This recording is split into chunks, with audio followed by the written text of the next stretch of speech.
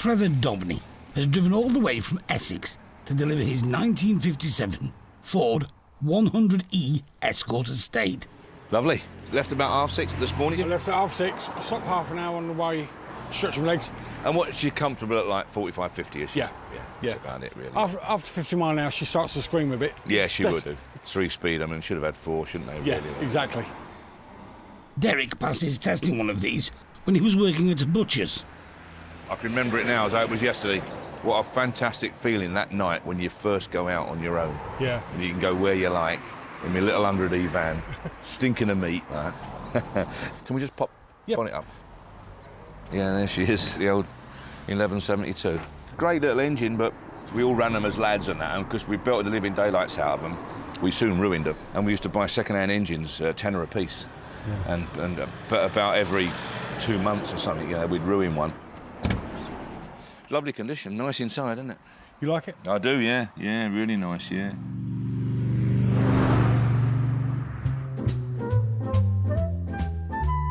It was a bold move by the Dagenham designers in 1955. The Escort 100E was their first foray into the world of newfangled estate cars.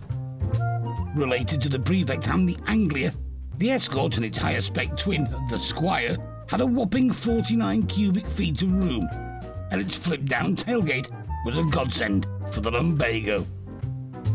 They were thirsty for petrol, but this was offset by the purchase price, a very reasonable £414 for the Escort, 30 quid more if you wanted the wooden trim. Although they were only produced for 6 years, an impressive 33,000 were made in total.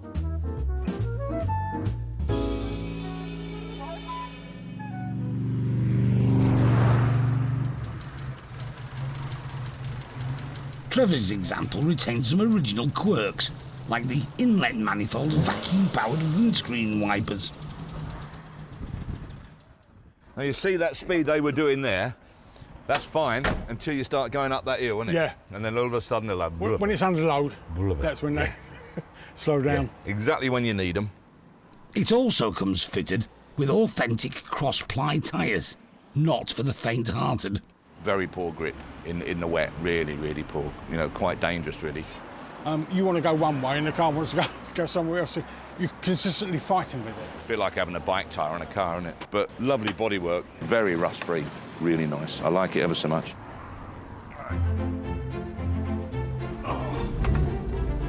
Trevor spent years renovating this rare estate. The engine has only done 1,000 miles. Probably best not to ruin this one like the others. Oh, she drives well, don't she? Derek is 17 again, crafting away in his first job as a delivery boy. I'd take meat around the streets and what have you and drop it off to people. And also, come Christmas time, it would be used for collecting 200 or 300 turkeys, which was an awful lot of work. The springs were like the other way. Back end was dragging itself on the ground, and the sides of my motor were pushed right out. So you're impressed?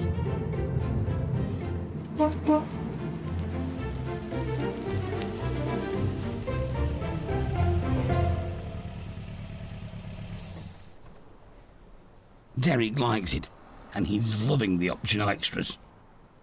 Can you hear it? Just. Heat coming out of there now. There's your flap. There's your controls for the heater. That was probably the most important singular extra that you could buy with this car, or any car of this era, was a fitted heater. And of course then indicators, and in place of semaphore arms, and this is like one of the early cars that had the flashing indicators, with another big thing on that. Don't think it would have had proper carpets in this particular model. I'm sure it would have had just thin rubber mats, so it would have been a bit drummy and a bit noisy. But great fun. I love it. Someone will wind up with a very nice little motor. Trevor stopped counting how much he spent on the Escort when he got to about 10 grand. He's hopeful of a good sale at the auction. Aye. Yeah, it's lovely, isn't it? I've loved using it over the last 18, 20 years. If it makes 8, I'll be happy with that. If it makes more, obviously, I'll be even happier. One of the rarest cars on sale today, the Escort 100E. Quirky little thing. Built to be versatile, weren't they, really? one car through the week to commute to work, and come a weekend, in goes the family and out you go. Not masses of room in there, but a lot more than the saloon car version, of course. Who do you think might be interested in it for? What's the market for it? That's a good question, that, because people that can relate to this are probably now in their 60s, so I would think it'd be that generation, yeah. So, you know, still quite user-friendly, up to a point. They're not outrageously fast, are they? They've only got a little tiny side valve in there, look. But back in this period, it didn't seem to need to be in such a rush. You know, nowadays, of course, everything's evolved so much, hasn't it, you know?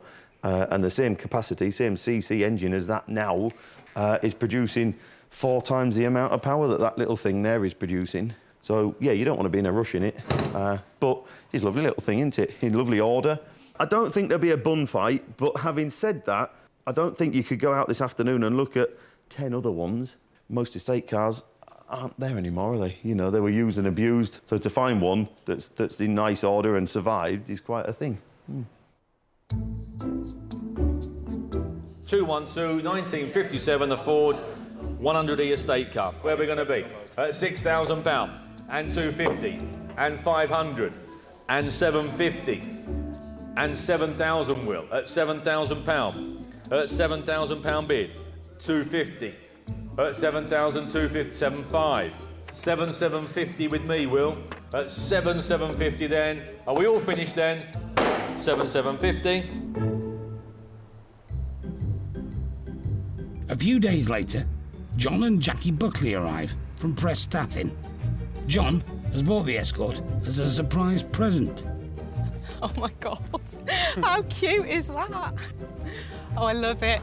It's gorgeous. Is it open? Yeah, down handle, that's it. It's so cute. Oh, it's beautiful. Thank you. Oh, it's lovely. Can I sit in it? Of course you can. It's yours. Oh, this is amazing. Oh, I absolutely love it. I like it as well. It's just column change, isn't it? We were looking on the website and I saw this and I said, it's gorgeous. And then he texted me on Saturday to say, it's yours. The shape of it, the colour, the quirkiness of it, it's just something so different, and I love things that are different.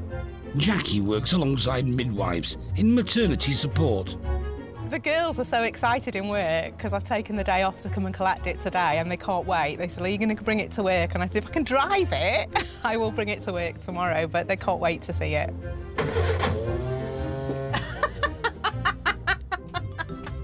John already has an Escort, a Mark II that he takes to shows.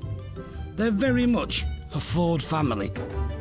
My dad used to have one of these. I remember hitting my hand with a starting handle when I was very young because it spun back and hit me in the hand. But I haven't seen one for about 30 years, so... What's a starting handle? Yeah, exactly. You'll find out. I just love it. It's a 1957 car and I'm 57 this year, so it's just like, it was just meant to be. I'm so excited to drive it and can't wait to use it. And finally, in Prestatyn. It's got to be the most memorable present I've ever had. Jackie has now christened her Escort Emily and laid down some rules for her husband. John's not going to drive her. She's my baby. I've drove it once.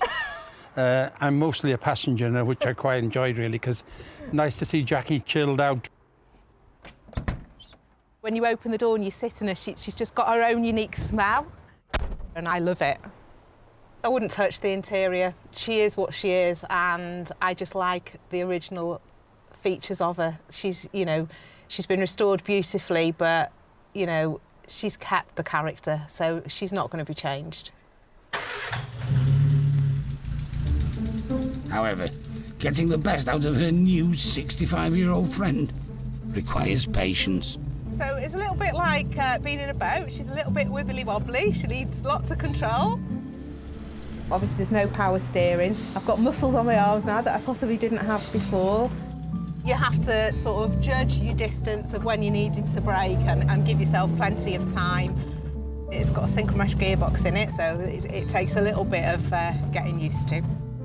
Top speed is 40, which is fine. Just allow a little bit more time for the journey. I use her every single day. I use her to and from work, I do the weekly shopping her. It is lovely when people take notice of her because obviously my modern car, people don't look twice. There's always somebody looking round or stood next to her. People will tap on the window if I'm parked and want to talk to me about her, so everything takes longer. There's no modern technology, no phone, no radio, no clock, so you just relax and you just enjoy the drive. And there we go, the synchromesh gearbox if you go into first when you're still rolling. But do you know what? This car it brings me so much joy. I'm smiling, I'm relaxed, and I just feel really happy. I never really understood why people were so enthusiastic about classic cars, but I get it now. I get it. When you find the car you love, it's just, yeah, it's a passion.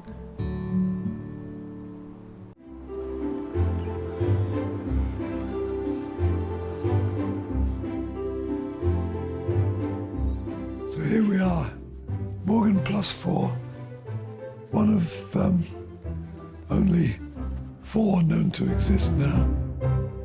In Durham, it's time for John McDonald's rare 1954 Morgan to find new country lanes to travel down.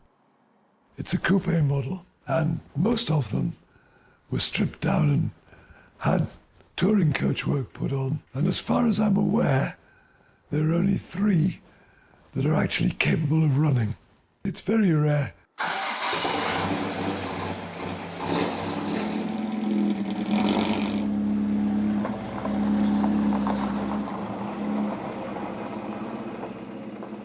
They're all nice to drive. This one is particularly good. The wheels are stainless steel, and of course, it's been updated to disc brakes and all the sort of things to make it safe for modern motoring. So there you are.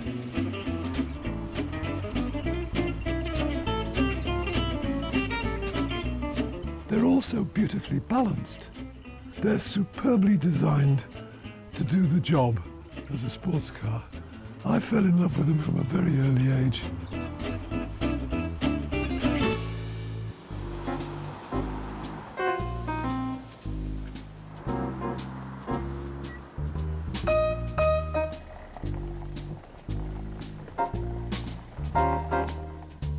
Fantastic day for it. I mean, wow, not a cloud in the sky. If you're going to pick up an open-top car, today's the day. There's never going to be a better day. Are you on your own again? I am.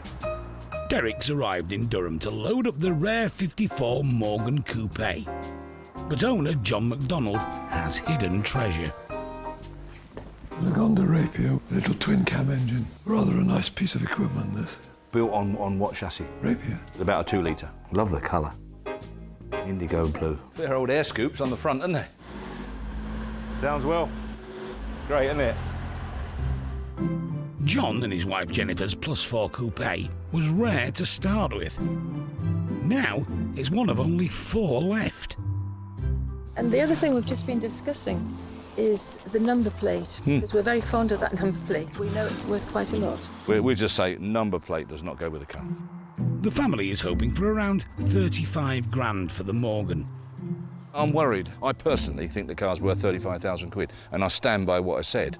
The presentation, the colour, bit of history, the background, the mileage. We have lots and lots of guys that look on it exactly the same way. But if guys were just totally mercenary and just looked on it as a 54 Morgan with a Triumph engine, then there they are, all laid out on the internet of their achieved prices, which isn't 35,000. You know, they're 20, 25, 18. Also looking for a home, 2 Mini Morgans. The little one has a Jap engine on the front. It's just a dummy engine. And that's a copy of the factory Aero model. It's homemade. But that one is quite something. It's suspension, steering. It's all correct. And that's factory made. It won't be bigger than a third, I wouldn't have thought. Rotary pedals as well, so you can get a fair speed on it.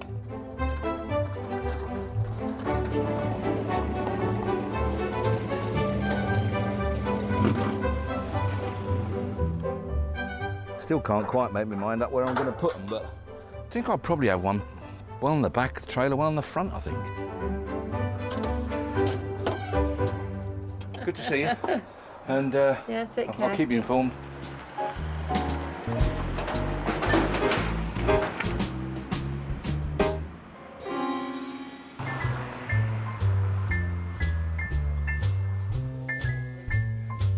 I like all this, you see.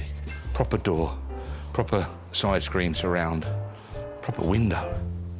Fresh back from the northeast of England, a car that was hand-built in Worcestershire almost 70 years ago. Beautiful, absolutely beautiful.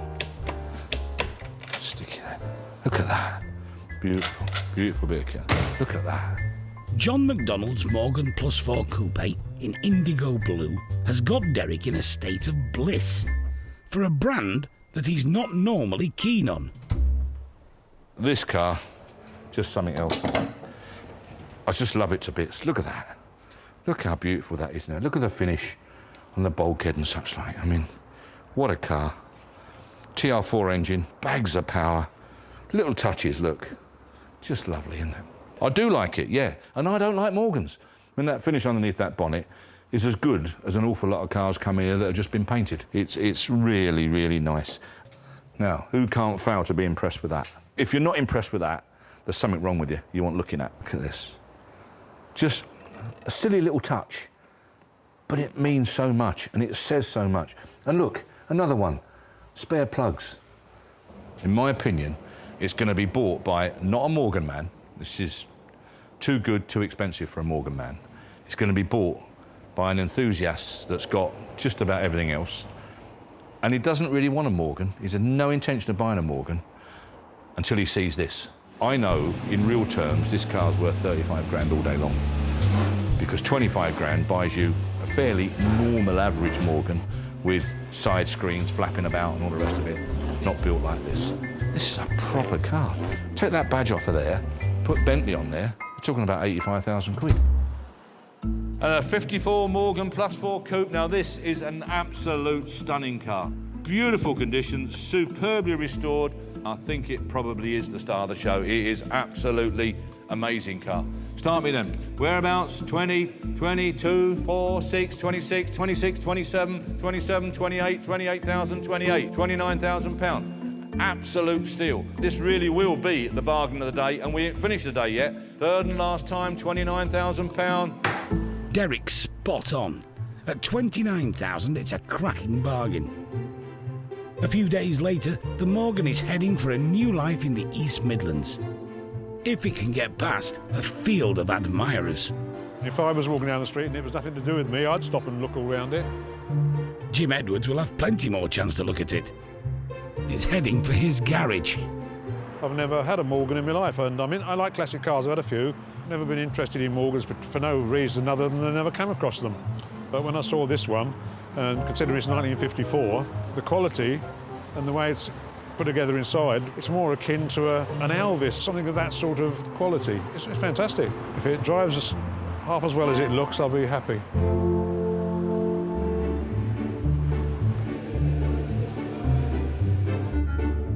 Back at base, prep for the next auction is in full swing. Among the lots is Derek's own Bentley S3 Continental. It's been up for auction before, but never made its reserve.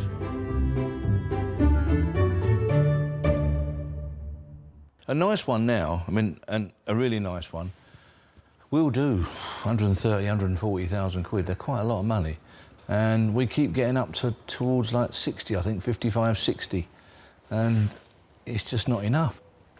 But she's nice. I mean, she's, you know, inside could do with colouring up, really, to make a job of it. But all the wood's lovely, the dashboard's lovely, door shuts are all good, look, skins are all perfect. But it's a nice car. It really is a nice car. You know, you can't really knock the car. It's lovely.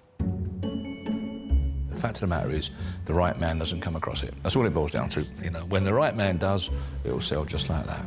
He wants a genuine example, but not a 130, 140, 150,000 pound example. He wants something a bit more affordable, you know, 80, 90, 95, something like that. That's the car for him. We ain't found him yet. Making its third appearance on the auction room floor is Derek's pride and joy. 08, 65 Bentley S3 Continental, lovely, lovely car. Very, very rare bit of kit. Super thin, much admired wherever it goes. Got some standing bids with me. And I've got 55, 65, 70, 70,000, 70. 70,000 pounds. Need more, 70,000 pounds. You'll see plenty of them advertised at well over 100, 140,000, 70,000. It's all done then. Last time, 70,000. As the man says, a car is only worth what someone else will pay.